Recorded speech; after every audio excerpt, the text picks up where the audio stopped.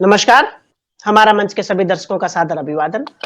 दोस्तों, जैसा कि हमने आपसे वादा किया है, इस खास टॉक शो में हम आपकी मुलाकात देश-विदेश की उन तमाम शख्सियतों से करवाते हैं, जिन्होंने शारीरिक, मानसिक, पारिवारिक एवं सामाजिक बाधाओं को पार करते हुए अपनी हैसियत से बढ़कर सपने देखे और अपनी इच्छा शक्ति के दम पर उन्हें पूरा भी किया।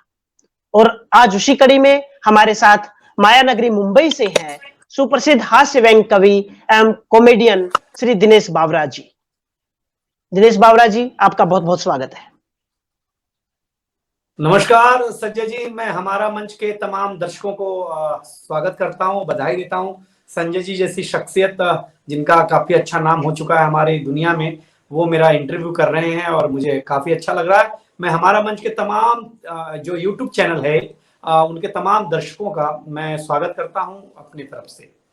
जी, यूं तो कौन कविता प्रेमी होगा, साहित्य प्रेमी होगा जो दिनेश बावरा से परिचित नहीं है। आपकी कविताएं जनमानस तक पहुंची है। फिर भी हमारा मंच के दर्शकों के लिए औपचारिकतावश आपका एक परिचय देना चाहूंगा। दिनेश बावरा मूलतः गोरखपुर उत्तर प्रदेश के रहने वाले हैं और पिछले कई सालों से सपनों की नगरी मुंबई में अपने सपनों में रंग भर रहे हैं। The great Indian laughter challenge में सेमीफाइनलिस्ट रह चुके दिनेश बावरा को लाफ इंडिया लाफ, वाह वाह क्या बात है, मैं सुना और देखा तो होगा ही, अपितु टीवी की दुनिया का कविताओं से संबंधित जो भी प्रोग्राम आपने देखा होगा उसमें दिनेश बावरा को अवश्य सुना होगा। बावरा जी अभिनय में भी रुचि रखते हैं और सावधान इंडिया एवं भावनाओं को समझो टीवी सीरियल्स के अलावा द 100 बक्स जैसी सफल फिल्मों में अपने अभिनय का जलवा भी दिखा चुके। लगभग 2000 से भी ज्यादा कवि सम्मेलन एवं लाफ्टर शो करने वाले अंतरराष्ट्रीय हास्य व्यंग्य कवि एवं कॉमेडियन दिनेश बावरा पिछले 25 सालों से मंचों पर सक्रिय है। आपको नीति आयोग एवं ग्लोबल यूनिवर्सिटी के संयुक्त तत्वाधान में डॉक्टरेट की उपाधि से सम्मानित किया जा चुका है। हमारा मंच डॉक्टर दिनेश बावरा जी को अपने बीच पाकर गौरवान्वित है एवं उनका हार्दिक अभिनंदन करता है। दिनेश बावरा जी, सर्वप्रथम मेरा आपसे सवाल यही रहेगा, आज आप किसी परिचय के मोहताज नहीं हैं। कवि सम्मेलन हो या कॉमेडी इंडस्ट्री हो, दोनों में बराबर रूप से आपकी पहचान है और लोग आपको सुनना चाहते हैं, आपकी कविताओं पर हंसते हैं, आपकी कॉमेडी से प्रभावित हैं। लेकिन आपने जब कभी कॉमेडी करने की सोची होगी तो उसमें कभी प्लान ए, प्लान बी, अभी एक एक्सपीरियंस वेब सीरीज भी आई थी, उसमें सवाल बड़ी प्रमुखता से उठा था, what is your plan B. तो यहां मेरा भी सवाल वही है आपसे कि आपका कोई प्लान बी था या कविता ही अगर प्लान बी था तो फिर प्लान ए क्या था? बहुत ही अच्छा सवाल संजय, आपको बधाई देता हूं, बहुत तैयारी के साथ आप आए हैं। जो मेरा प्लान ये था वही बी था और जो बी था वही ये था। अब पूछिए ये कैसे, क्योंकि आदमी जी मैथमेटिक्स की किसी इक्वेशन की तरह ए इक्वल टू बी था। बिल्कुल सही है। मैं आपको बताऊं कि ये हासिल हो जाने के बाद ये बी हो जाता है, फर्क नहीं, फिर एक दूसरा ये पैदा हो जाता है। तो जीवन में मैं हमेशा ये मानता हूं कि आपकी सोच बड़ी होनी चाहिए, संघर्ष बड़ा होना चाहिए। जितना बड़ा संघर्ष होगा उतनी बड़ी आपकी सफलता होगी, ऐसा मेरा मानना है। और मैंने जीवन में बहुत छोटे से गांव से निकल करके मैं आया हूं और जो भी जगह बनी है ये ईश्वर की कृपा से बनी है। इसमें मेरा योगदान इतना सा है कि मैं एक पात्र मात्र हूं, मैं खाली चुना गया हूं ईश्वर के द्वारा कि मैं इसके अंदर जो है कि अपना योगदान दे पाऊं। मैं सफल कितना हूं, सफल कितना हूं, ये जनता निर्धारित करती है। संजय जी, आपने आज अपना मंच पर मुझे बुलाया है तो निश्चित रूप से ये मेरे लिए सौभाग्य का विषय है कि मेरा चयन हुआ है कि मेरे बारे में आप जानना चाहते हैं लोग कि दिनेश बावरा का जीवन कैसा है, पर्दे के पीछे का जीवन कैसा है, वो क्या करना चाहते हैं, कैसा आगे बढ़े, क्या क्या किया उन्होंने। तो मैं निश्चित रूप से बताऊं कि बहुत छोटी सी जगह से निकल करके यहाँ तक का सफर तय किया है, बड़ी खट्टी मीठी यादों के साथ। तो ये प्लान ये है कि बस एक लोग पहचाने मैं अपने काम में सफल हूं। बी प्लान ये है कि मुझे याद किया जाए, बस इतनी सी बात है। जी, आपकी ये सहजता हमें बहुत प्रभावित करती है और मुझे लगता है जो नई पीढ़ी के लोग जो जिनकी कोई एक कविता वायरल हो जाती है तो उसके बाद ही वो अपने आप को स्टार समझ लेते हैं। उनको दिनेश बावरा जी से कम से कम ये तो सीखना चाहिए कि सफलता बेशक स्थायी हो या अस्थायी, लेकिन सहजता और विनम्रता हमेशा स्थायी होनी चाहिए। बिल्कुल, बहुत सही बात कही आपने, इससे मैं पूर्णतः सहमत हूँ। विनम्रता जो है वो एक कवि की लाइन है, कि सादगी सिंगार हो गई, आईने की हार हो गई। आहा, जी जी जी, वाह। ये बेकल साही की लाइन है कि सादगी सिंगार हो गई, आईने की हार हो गई। आप कल्पना करके देखें कि बेकल हुसैन ने कितनी बड़ी बात कही है कि आपका जो असली चेहरा है ना, कृत्रिमता नहीं है जिसके अंदर, जब उसकी स्वीकारोक्ति हो जाएगी उस समय आप बड़े आदमी हो जाएंगे। ये अलग बात है कि मेरा चेहरा आदरणीय मुख्यमंत्री अरविंद केजरीवाल से मिलता जुलता है, इसका खामियाजा भी मुझे भुगतना पड़ता है कभी कभी। और संजय तो जी जी जी, तो ये कोई बात नहीं है, लेकिन विनम्रता, और ये गुण मैं आप में भी पाता हूँ संजय जी, आप में भी ये बात पाता हूँ, विनम्रता पाता हूँ। ये आपको बहुत आगे ले जाएगी, मैं बहुत दावे के साथ कहता हूँ। जी धन्यवाद। पर एडिटर जो है वो सारी लाइंस काट देंगे जहां मेरी तारीफ होगी, तो अच्छा। तो जी, तो पर मेरा यहाँ सवाल दिनेश जी आपसे ये है कि जहां ये दुनिया समझदार है और जहां जो लोग समझदार नहीं है वो भी समझदार दिखने की कोशिश तो करते हैं, वहां समझदारों की इस दुनिया में वैसे तो कहा जाता है कि कवि हो या कलाकार हो, उसका थोड़ा सा पागल होना जरूरी है ताकि वो अपनी सफलता के लिए, अपने सपनों के लिए संघर्ष कर सके। पर आपने शायद उसको इतना सीरियसली ले लिया कि अपने नाम के आगे ही बावरा लगा लिया। ये बावरा लगने की कहानी क्या है? जी जी जी जी जी, बस इतनी सी बात है कि जब संघर्ष के दिन थे संजय जी, तो एक कवि हुआ करते थे आदरणीय आलोक भट्टाचार्य, में उनके साथ सफर करता था, और एक बहुत कार्यक्रम बड़े था कवि नासिक के पास एक जगह, हाँ बहुत बड़ा नाम है संजय जी। वो उनका मजरू सुल्तानपुरी जी उसके मुख्य अतिथि थे, और बहुत सारे कवि आने थे। किन्हीं कारणों बस कवि नहीं पहुंच पाए, और उस आयोजन को होना था, उसमें मैं एक सहयोगी के रूप में गया था। तो आलोक जी, कवि हृदय भावुक होता है, आप जानते ही हैं, तो आलोक जी ने कहा कि मजरू साहब ये भी परफॉर्म करता है, ये भी कविता सुनाता है। तो उन्होंने कहा कि सुनाओ। तो मैंने सुनाई, तो पूछ सुनने के बाद उन्होंने पान की गिलोरी खाए रहते थे। अगर आप संजय जी कभी यूट्यूब पे उन्हें देखेंगे तो हमेशा उनके मुंह में पान की गिलोरी होती थी। तो वो कहे कि दिनेश जी ये क्या नाम है तुम्हारा? हमने कहा दिनेश मिश्रा। बोले कवि का कोई जाति धर्म थोड़ी ना होता है, हाँ क्या, कोई मिश्रा उश्रा नहीं, तुम्हारे अंदर एक पागलपन है, तुम बावरा जैसा पढ़े हो, तो तुम्हारा नाम आज से दिनेश बावरा रहेगा। और मेरा नाम दिनेश बावरा पड़ गया। जी, तो उसके बाद आप लगभग ये किस उम्र की बात है? और उसके बाद से मुझे लगता है आपने मिश्रा को छोड़कर बावरा के साथ ही अपना आगे का सफर तय किया। जी जी, ये बात होगी मेरे हिसाब से मैं 12वीं या FY में पढ़ता था, और ये लगभग लगभग ये मान के चलो आप कि 18-19 साल तो हो गए, 20 साल तो हो गए, 20 के आसपास, 18 से 20 के बीच का मामला है। हम जो भारतीय जनता है वो 18 साल की उम्र के बाद वोट देकर नेताओं को पागल करती है, और आपने खुद के नाम के आगे ही बावरा लगा लिया, इसकी मैं आपको बधाई देता हूं। देखिए, ये एक बात तो संजय बाबू आप ही जानेंगे कि आप इतने बड़े पद पे हैं, ऐसे बड़े संस्थान में हैं, लेकिन आप ये जानेंगे किसी भी चीज को हासिल करने के लिए एक दीवाना लगता है, एक पागलपन लगता है, चाहे वो इश्क हो, चाहे एम हो, चाहे वो कोई भी वस्तु हो, उसको पाने के लिए आपको कहीं ना कहीं आपके अंदर एक जुनून होना चाहिए, और वो जुनून ही आपको बड़ा बनाता है। मैं आपको एक जानकारी दूं कि जो शुरुआती दिनों में मैं कविता लिखता था, तो ट्रेन के अंदर मुझे जो है स्लीपर क्लास में सफर करते थे हम लोग, तो ट्रेन के अंदर अगर कोई कविता मुझे सूझ जाए तो मैं अगले स्टेशन पे उतर जाता था, और वो कविता लिखने के बाद दूसरी ट्रेन पकड़ता था। मतलब मैं एक बार रतलाम उतर गया, पूरी कविता लिख डाली, उसके बाद मैं दूसरे, और ये अंधविश्वास कह लो आप, या कोई ईश्वरी अनुकंपा कह लो आप, कि मैंने अधिकतर अपनी सफल कविताएं ट्रेन के सफर में लिखी हैं। जी, ये सचमुच मेरे लिए बड़ी नई जानकारी है, और मुझे लगता है कवि सम्मेलन इंडस्ट्री के लिए भी नई जानकारी होगी कि सफर में चलते हुए उतर कर कविता लिखना और फिर वापस उसी सफर की तरफ निकल पड़ना। वैसे तो कवि का जीवन ही यही है कि एक सफर से हम एक सफर में ही रहते हैं, आज इस मंच पर है, कल उस मंच पर है, सफर एक मंच से दूसरे मंच का सफर ही है। पर कविताओं लिखने के लिए भी आप सफर करते रहे और उस सफर में भी कविताएं लिखते रहे, ये सचमुच काबिले तारीफ है। डायबिटीज संजय जी बहुत फेमस हुई, शुगर तूने गई में, मैं पूना से कवि सम्मेलन करके आ रहा था, और वो कविता जो है खंडाला और कल्याण के बीच में पैदा हुई थी सफर में, आपको बताऊं, और घर आकर के उसको मैंने ठीक ठाक किया था। लेकिन अधिकतर मेरी कविताएं मैंने सफर में लिखी है, ट्रेन के ट्रेवल में लिखी हैं।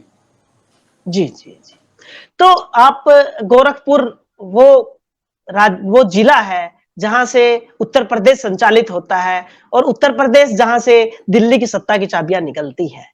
तो गोरखपुर से प्रारंभिक शिक्षा बचपन कैसा रहा और फिर वहां से मुंबई कैसे आना हुआ, और अभी आज भी क्या मुंबई में आप अपने गोरखपुर को मिस करते हैं? हाँ, मैं गोरखपुर को मिस नहीं करता हूँ। गोरखपुर में निरंतर जाता हूँ। गोरखपुर से उतना ही लगाव, उतना ही संपर्क जितना एक सामान्य परदेसी का होता है। और जब मैं गोरखपुर जाता हूँ तो ये गाना हमेशा मेरे ध्यान में आता है कि परदेसी परदेसी जाना नहीं मुझे छोड़ के। तो आप जान लो कि गोरखपुर में मैं ये जब भी जाता हूँ तो वहां से लौटता हूँ तो ये गाना मुझे हमेशा अपील करता है। लेकिन गोरखपुर में बाबूजी की बैंक में सेक्टर में रहे, जैसे आप बैंक में हो, तो किन्हीं परिस्थितियों के चलते आज भी हमारे यहाँ ज्वाइंट फैमिली कल्चर है। तो हम लोग सारे भाई, चाचा के भाई बेटे, हम लोग एक साथ पढ़ते थे गांव में। मध्यम किसान के परिवार से हैं हम लोग। और वहां से जब बाबूजी थोड़े से समृद्ध हुए और परिस्थितियां बदली और मैंने कुछ ऐसी हरकतें की कि ये लगा कि इसे शहर में आना चाहिए और शहर में पढ़ाई करनी चाहिए, तो शहर आ गए, बस पढ़ाई शुरू कर दी शहर में। लेकिन ये लिखा हुआ था कि मेरी किस्मत जो है वो मुंबई बदलेगी, और ऐसा मैं सुनते आया हूँ कि मुंबई माया नगरी यहाँ बदल देती है। तो मैं गोरखपुर से आया, यहाँ एडमिशन हुआ, पढ़ाई लिखाई शुरू हुई और इसी दरमियान कविता लिखने का चस्का लगा, लोग मिलते गए और कारवां बनता गया। जी।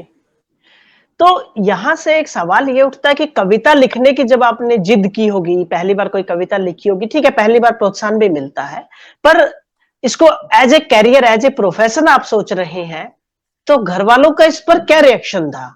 क्योंकि आप कॉलेज टाइम में ही। जी, बहुत अच्छा सवाल है आपका। शुरुआत दौर में जब कविता लिखता था तो स्कूल के मास्टर के दबाव में लिखता था कि लिख दो यार, यहाँ प्रतियोगिता है, चले जाना, वहां प्रतियोगिता चले जाना, वहां बता देना, वहां बोल देना। तो एक मास्टर का दबाव होता था कि जाना है।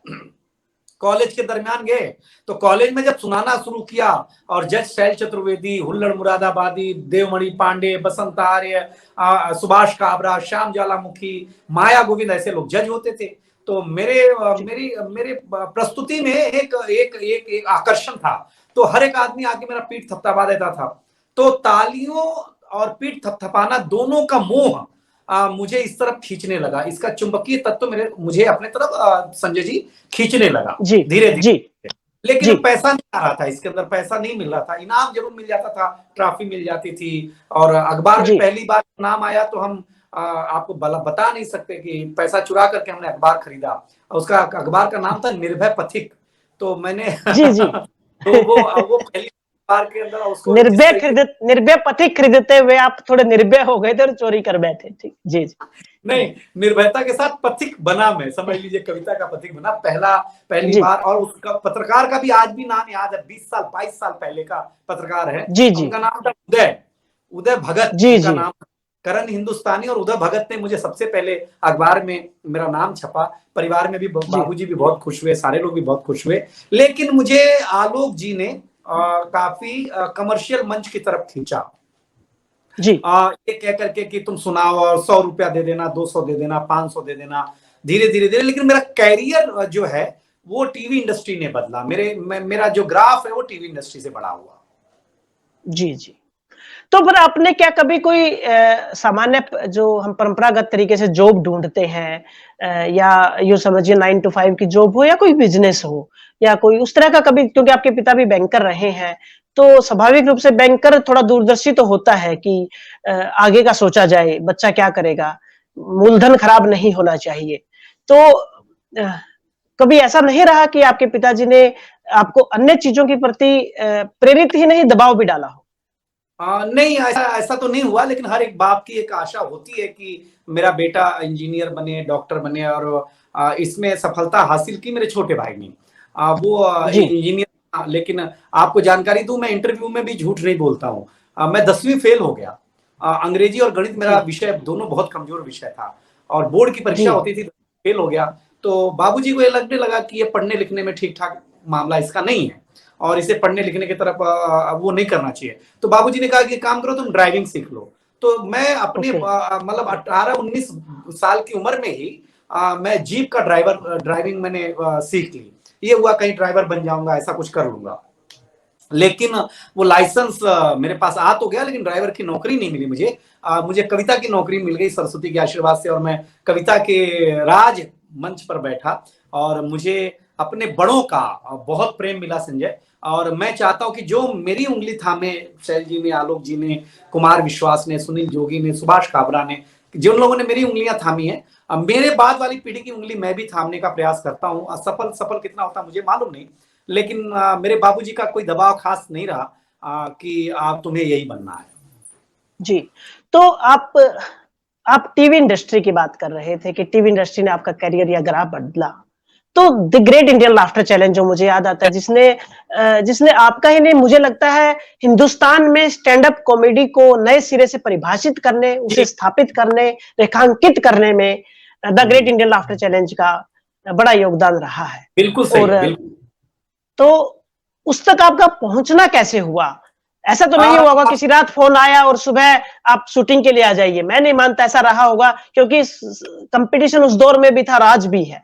तो नहीं, तो बताऊं कि जब एहसान कुरैशी जीते थे, तो एहसान कुरैशी पे बहुत आरोप लगे थे कि इन्होंने इनका लतीफा पढ़ दिया, उनकी लाइनें पढ़ दी, ये कर दिया, वो कर दिया।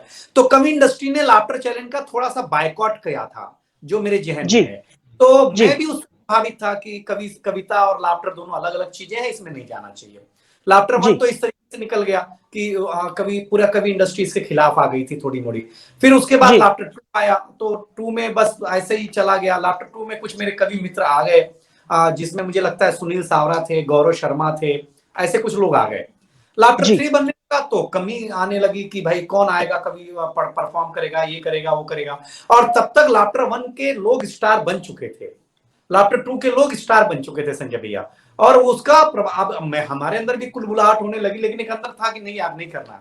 तो गौरव ने मुझे कहा कि यार मैं आ गया हूं, और मैं भी नहीं आना चाहता था, लेकिन ऐसा कुछ नहीं है, कर लेना चाहिए। तो गौरव ने मेरा नंबर जो है नैन शाद को दिया, बोला एक कवि आप उसको बुला करके सुन लीजिए। अब मैं अंबरनाथ से अंधेरी गया, नैन शाद को अपने कंटेंट सुनाए। नैन शाद ने कहा कि आप जाइए। हम घर आए तो वो फ्लैप वाला मोबाइल कार्ड होता था, मोबाइल था मेरे पास, तो इतना थक गए थे कि सो गए। 7 बजे नींद खुली और मैंने देखा कि एसएमएस आया हुआ है, जिस पर लिखा हुआ है कि your call time is morning 9 AM, studio so and so, आप आ जाइए। कोई तैयारी नहीं, कोई कुछ नहीं। मैं आपको रोकना चाहूंगा।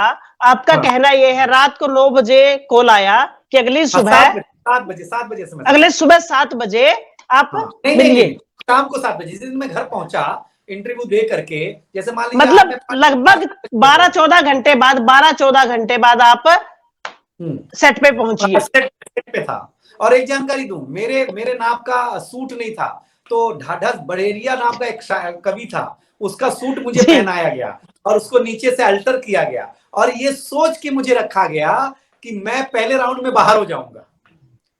ओके, तो उधार का सूट कवियों का पहनने की आदत वहीं से आई। हाँ, बिल्कुल बात है। लाफ्टर चैलेंज ने कवि सम्मेलन पर भी प्रभाव छोड़ा, लोगों की ड्रेस बदली, लोगों को लगा कि ऐसा नहीं, ऐसा होना चाहिए। तो कवि सम्मेलन ने निश्चित रूप से पहनावे पे, भाषा पे, पैसे पे, हम लोग 1000 रुपए 2-2 हजार में जाते थे। मैं बताऊं, लाफ्टर चैलेंज में आने के बाद पहली पेमेंट ही 15,000 हुई दिल्ली की मुझे। 2,000 कहां और 15,000 कहां, आप कल्पना करके देखिए। तो लाफ्टर चैलेंज ने एक टर्निंग पॉइंट लाया लाइफ में। और दूसरी बात सफलता क्या रही संजय भैया की, हम जब लाफ्टर चैलेंज से मंच पर गए तो हम तो मंच के खिलाड़ी थे, टीवी के खिलाड़ी थे ही नहीं। हम हमेशा लाइव मंच, क्योंकि मैंने पंडित सत्यनारायण सत्तन, बाल कवि बैरागी से बहुत सीखा, तो मैं मंच का खिलाड़ी था। मुझे फायदा यह हुआ कि फेम मुझे लाफ्टर चैलेंज ने दिया, और मंच ने मेरी प्रतिभा को अवसर दिया कि मैं 10,000 की जनता को, 20,000 की जनता को अपनी कविताओं के माध्यम से मनोरंजित कर सकूं, और यह अवसर दिल्ली में मिला था। जी, तो यहां से सफर मुझे लगता है एक्सप्रेस ट्रेन की स्पीड से चला the great Indian laughter challenge के बाद। आप रोक के बताऊंगा, आप उनसे बहुत अच्छे से परिचित हैं। दिल्ली का जो पहला मंच मैंने पढ़ा था वो मित्तल जी का मंच था, गौशाला का। जी, जगदीश मित्तल जी सचमुच काव्य संपदा के लिए बहुत कुछ कर रहे हैं। जी बिल्कुल जी। तो यहां पर आपने ठीक है लाफ्टर चैलेंज किया, फिर इस बीच में शादी के बंधन में भी बंधे होंगे, और वहां भी कुछ तो प्रतिक्रिया रही होगी कि पत्नी की कि कवि से शादी हुई अच्छी बात हुई है या पाला पड़ गया, तो वहां कैसे, या शादी पत्नी की क्या प्रतिक्रिया थी इस बात पर कि कवि से शादी हुई है, उससे जिंदगी भर उसी के साथ रहना है, या फिर वो भी इस बात से कहीं ना कहीं खुश थी, चलो कुछ नया सुनने को मिलेगा। तो पत्नी की कुल मिला के क्या प्रतिक्रिया थी इस पूरी? पहली बात ये है कि मैं शादी के बाद कवि बना हूं, तो ओके तो ये जान लो कि शादी होने के बाद ही ये सारी चीजें मेरे जीवन में आई। शादी के पहले मैं मात्र विद्यार्थी के रूप में माना गया, और मेरे पिताजी, हम लोग मिडिल क्लास के थे, बाबूजी को लेकर के काफी वो था, लोगों में सम्मान था, तो एक तरह से बाबूजी के नाम पर शादी सामान्यतः हो गई। लेकिन पत्नी के आने के बाद उनका मेरे जीवन में योगदान बहुत रहा, वो बहुत ज्यादा, मतलब कि कोई तनाव नहीं था। मैं कभी भी आऊं, कभी भी जाऊं, कभी भी कुछ भी उठाऊं, पहनूं, किसी के साथ बात करूं। हाँ, मेरे संघर्ष में, मेरे एम में कभी रोड़ा नहीं बना मामला। इसके लिए मैं मानता हूं कि ये बहुत बड़ा योगदान है, और जहां मैं पहुंचा हूं उनमें उनका भी योगदान है। देखो, कविता बन गई। जी जी। तो यहाँ पर एक सवाल ये भी उठता है, चूंकि आप एक स्क्रिप्ट राइटर भी हैं, लेखक भी हैं, और आजकल हम देखते हैं ओटीटी ने एक नया प्लेटफॉर्म खोला है, जहां नई वेब सीरीज आ रही है, नए कलाकारों को अवसर मिलता है, एंटरटेनमेंट भी है, लेकिन वहां पर हम प्रमुख रूप से गालियां देख रहे हैं, या यूं कहूं तो वेब सीरीज के बहाने जो गालियां कभी लड़ाई में यूज होती थी, वो बेडरूम तक, ड्राइंग रूम तक पहुंची है। अश्लीलता भी अपने चरम पर है। इस विषय पर आप एक लेखक होने के नाते कैसा सोचते हैं? निश्चित रूप से ये चिंता का विषय है, और आपका सवाल भी बहुत वाजिब है। हम जिस संस्कार से निकल करके आए हैं उसके अंदर गाली वाली तो छोड़ दो, बड़ों के सामने बैठना तक अलाउड नहीं होता था। अगर हमारे पिताजी, ताऊ अगर खाट पे बैठे हैं तो ये हिम्मत नहीं होती थी कि उनके सामने कहीं किसी जगह बैठ जाएं हम लोग। सिरहाने बैठना अलाउड नहीं होता था। अब बच्चे तो छाती पे बैठ जाते हैं भाई, सिरहाने बैठने नहीं, बैठने वाला अलाउड नहीं होता था। ये कल्चर से हम लोग निकल करके, संजय जी आप भी इसी कल्चर से निकल करके आए हैं, लेकिन परिस्थितियां बदली हैं।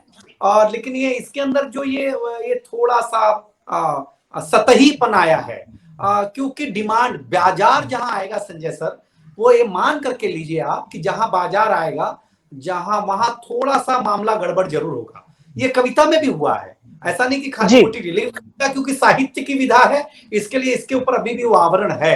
भले थोड़ा सा झीना झीना सा हुआ है, लेकिन आवरण है। लेकिन ओटीटी जो प्राइवेट प्लेटफॉर्म है, वो निश्चित रूप से हमारे परिवार को बहुत प्रभावित कर रहे हैं, बच्चों को बहुत प्रभावित कर रहे हैं। और निश्चित रूप से सरकार को इस पर विचार करना चाहिए कि हम क्या जो चीजें एकांकी जीवन है, एकांक बेडरूम की चीजें हैं, या एक निजता की चीजें हैं, उसे क्या हम सार्वजनिक किया जाना चाहिए? बिल्कुल नहीं किया जाना चाहिए। मैं बहुत असहमत हूँ, और मुझे तकलीफ भी होती है ये सब देख करके और सुन करके कि ओटीटी प्लेटफॉर्म ऐसा कुछ कर रहा है, जबकि ओटीटी प्लेटफॉर्म का जो टाइटल होता है वो हमारे साहित्य से ही निकला हुआ टाइटल होता है, ऐसा नहीं है। लेकिन अब ठीक है, समाज बदलता है। हमारे यहाँ कहावत है कि कोस कोस पर बानी बदले 4 कोस पर पानी। तो ये बदलाव का दौर है, लेकिन हमेशा कोई दुनिया कितनी भी बदल जाए, राम 5000 वर्ष 500 वर्ष पुराना चरित्र है, कृष्ण हमारे बीच है, उनका कैरेक्टर नहीं बदला है, तो हम भी कभी न कभी लौट करके वापस उसी दौर में आएंगे। जी जी, आपने सही कहा, और उम्मीद के सहारे ही दुनिया जीवित है। तो पर यहाँ पर एक मैं अपनी व्यक्तिगत रूप से जानना चाहता हूँ, जब आप कवि सम्मेलन से लौटते हैं, या आप यूं कहिए कि कई बार ऐसा भी तो होता होगा, आप कुछ और सोच कर गए हो, कुछ आपकी उस मंच से कुछ और अपेक्षाएं रही हो, और आपने जाकर देखा हो तो सुखद या दुखद किसी भी तरह का अनुभव हो सकता है वहां। तो ऐसा कुछ आपके साथ संस्मरण हुआ हो, कुछ ऐसा कोई किस्सा रहा? बहुत सारा संस्मरण हुआ संजय जी, मैं आपकी जानकारी के लिए बता दूं। एक बार मैं देरी से पहुंचा कवि सम्मेलन में, 2 घंटे देरी से, और जगह का भी नाम मुझे याद है, उड़ीसा के अंदर एक जगह थी। दैनिक जागरण का अखबार का प्रोग्राम था, संतोषानंद थे, और मैं ट्रेन बहुत लेट हो गई, मैं देरी से पहुंचा, और मुझे जितना पेमेंट नहीं मिलना था उससे 3 गुना ज्यादा लगा करके घर आना पड़ा, क्योंकि मुझे फ्लाइट करनी पड़ी, फ्लाइट जयपुर छोड़ दिया, और बहुत सारा दुखद अनुभव भी रहा है कवि सम्मेलनों का। अपमान भी सहने पड़ते हैं, आप ज्यादा जम जाओ तो लोग कहते हैं कि इसका पढ़ दिया, उसका पढ़ दिया, हाँ क्या ये कर दिया, वो कर दिया, तो खूब आरोप भी झेले हैं, संघर्ष भी किया है। लेकिन अंततो गत्वा जनता जनार्दन ही मालिक होती है किसी कलाकार को, किसी आदमी को बड़ा बनाने में। मुझे जनता भले कभी कभार पीछे के बैठे हुए कभी मुझसे नाराज हो जाते थे, कभी ज्यादा ताली बज गई, कभी कोई बात हो गई, कभी कोई आयोजक ज्यादा प्रशंसा कर दिया, तो वो सारी चीजें झेलनी पड़ती हैं। और ये अनुभव आपका भी होगा, ऐसा नहीं है, लेकिन उन अनुभव को झेलते हुए, अपने विवेक का उपयोग करते हुए, मैंने हमेशा मंच को जो है समझने की कोशिश की कि इस पर कैसे टिका रहा जाए और किस तरीके से इस पर अपनी जगह बनाई जाए। उसमें कुछ हद तक मैं सफल हुआ। जी जी। तो आपने जैसा कहा कि आप 10वीं में गणित में फेल हुए, पर आपने कविताओं के गणित, कॉमेडी के गणित और मंचों के गणित को समझा। और मुझे लगता है आपको कोई ना कोई गणित जरूर आना चाहिए, वो चाहे 10वीं की क्लास का आता हो या किसी अन्य व्यवसाय का, वो आना चाहिए। बहुत अच्छी बात है। जी जी। तो और यहाँ से एक सवाल ये उठता है, आपने विदेश में भी बहुत सारी यात्राएं की हैं, तो विदेश में हिंदी को लेकर, विशेषकर कवि सम्मेलनों को लेकर वहां के लोगों का क्या नजरिया रहता है, किस तरह के एक्सपीरियंस रहते हैं? आपके ही अनुभव से समझा देता हूँ। आप जब कभी गांव जाते हैं तो आपके माँ पिताजी जिस तरीके का व्यवहार आपका गांव करता है, जिस उत्सुकता के साथ आपका स्वागत करता है, जिस आदर के साथ आपको स्वीकार करता है, एकदम हूबहू यही परिस्थिति किसी भी कवि कलाकार की विदेश में होती है। जब हम विदेश में जाते हैं तो कलाकार के रूप में तो बाद में स्वीकार करता है, एक भारतीय के रूप में हमारा आदर सम्मान बहुत ज्यादा होता है, और ये इतना होता है कि आप अंदाजा नहीं लगा सकते हैं। विदेश में मैं लंदन 3 बार गया, मैं नाइजीरिया गया, बैंकॉक गया, ओमान गया, दुबई गया, नेपाल गया, हाँ अमेरिका में 2 बार नहीं गया जानबूझ करके। मैं फ्लाइट की यात्रा में बहुत लंबी यात्रा में कर नहीं पाता हूँ, तो 2 बार मैंने वीजा वीजा लगने का अवसर आया और मैं गया नहीं तो रहा। लेकिन मैं ये मानता हूँ कि विदेश में आपको एक अतिथि देवो भव का जो प्रारूप है, स्वरूप है, वो आपको विदेश जब जाएंगे तो आपको आभास जरूर होगा इस बात का, और विदेश ने बहुत सम्मान दिया मुझे। तो आपने, यहाँ से मैं फिल्मों की तरफ चलता हूँ, टीवी सीरियल्स की तरफ चलता हूँ, जो आपका अभिनय में भी आपकी रुचि रही है। आपने सावधान इंडिया में काम किया है, उसके बाद भावनाओं को समझो, दी 100 बक्स इत्यादि फिल्मों में भी काम किया है। तो यहाँ फिल्मों की तरफ रुचि कैसे हुई, और फिर अगर मैं कहूँ तो कविता और फिल्मों में से किसमें से ज्यादा सुकून आप महसूस करते हैं? इसमें कोई संकोच की बात ही नहीं कि मैं कविता में सबसे ज्यादा सुकून महसूस करता हूँ, कवि सम्मेलन में सबसे ज्यादा सुकून मैं महसूस करता हूँ। कविता मंच ही मेरा पहला प्रश्न जो आपने था ना कि ये क्या प्लान बी क्या है, ये प्लान हमेशा मेरा कवि सम्मेलन रहेगा। पहला इश्क मेरा कवि सम्मेलन ही होगा, कवि सम्मेलन का मंच ही होगा। बी में क्या था कि कवि सम्मेलन में कभी आपने मुझे संजय सुना होगा तो मेरे अंदर नाटकीयता बहुत है, नाटक बहुत है। मतलब मैं जब कविता पढ़ता हूँ तो मेरी बॉडी लैंग्वेज भी बोलती है लैंग्वेज के साथ।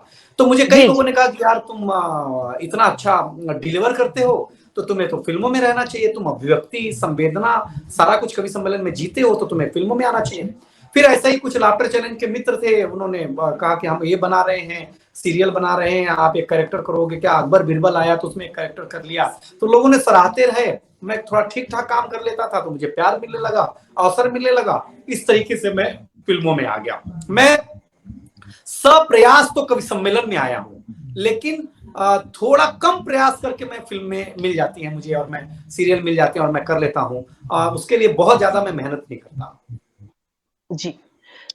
तो यहाँ पर एक सवाल ये भी आता है, कहीं ना कहीं फिल्में हमें भारतीय युवाओं को, और विशेषकर हम 2 ही चीजें हमें आकर्षित करती है, एक तो क्रिकेट, और फिर जब उम्र निकल जाती है तो थोड़ा सा हमें लगता है कि 18 साल के बाद फिल्मों में ट्राई किया जा सकता है।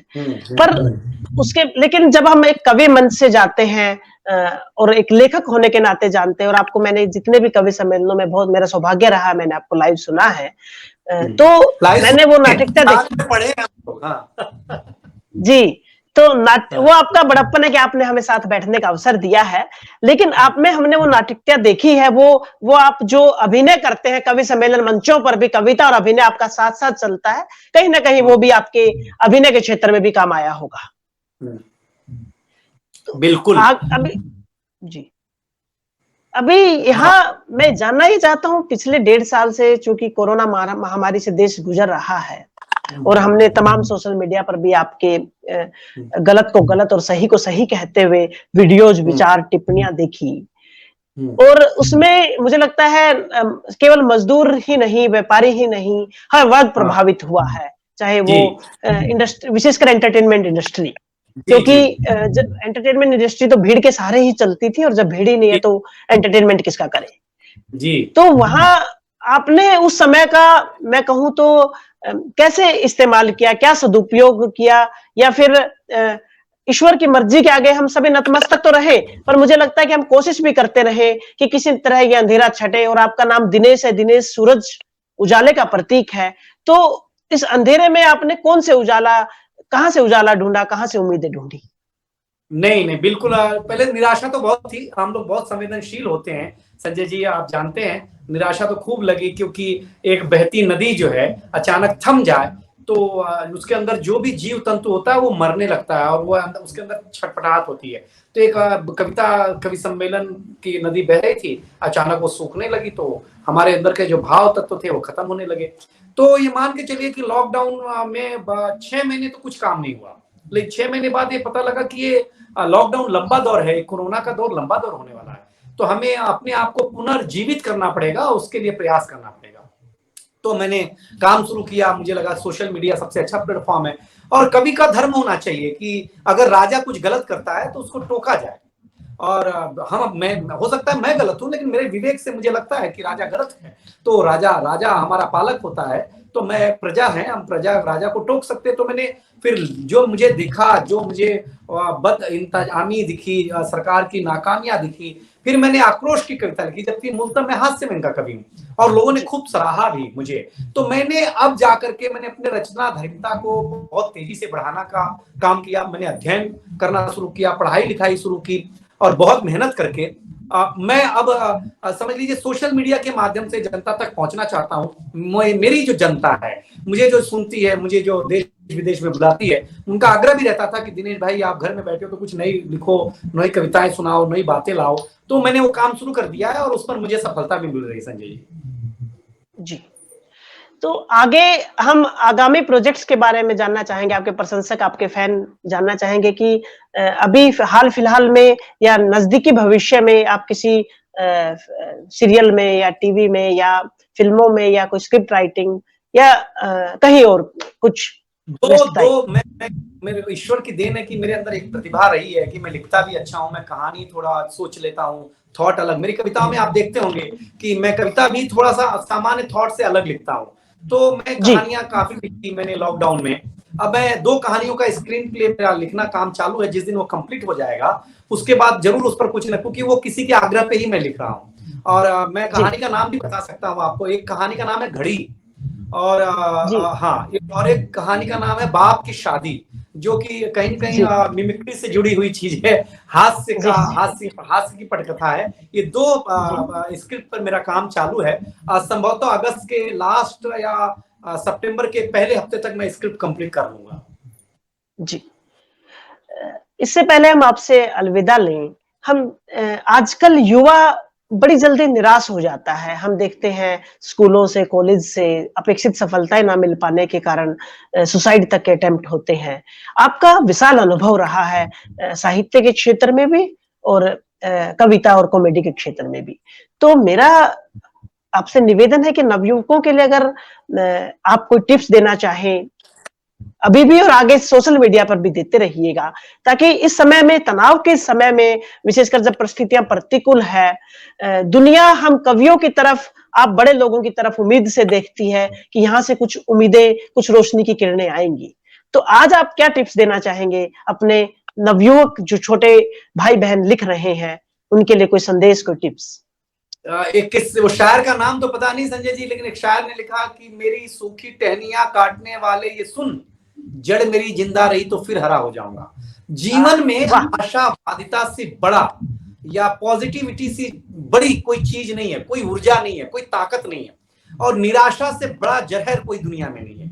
आप अगर निराश हो जाएं, आप अगर उदास हो जाएं, तो निश्चित मानिए कि आपका जीवन धीरे धीरे समाप्त होने लगता है। तो मेरा निजी मानना है कि आप पॉजिटिव रहें, लाइट मोड में हमेशा जिए, बहुत ज्यादा सपने बड़े देखें, प्रयास भी बड़े करें, लेकिन अगर वो टूट जाए तो जरूरी नहीं कि वो आपका आखिरी सपना था, वो हो सकता है उससे बड़ा सपना आपका इंतजार कर रहा हो। तो हमेशा जो है आशावादी होना चाहिए, अच्छा पढ़ाई करना चाहिए, संगत अच्छी होनी चाहिए, सोच अच्छी रखनी चाहिए, टीवी से थोड़ा बचना चाहिए और मोबाइल से थोड़ा बचना चाहिए, क्योंकि अब मोबाइल और टीवी ये हमारे जीवन में एक समझ लीजिए कि इतना नेसेसरी हो गया है कि हम सोने के इतर मोबाइल हम अपने बच्चों के हाथ से नहीं छोड़ पाते हैं।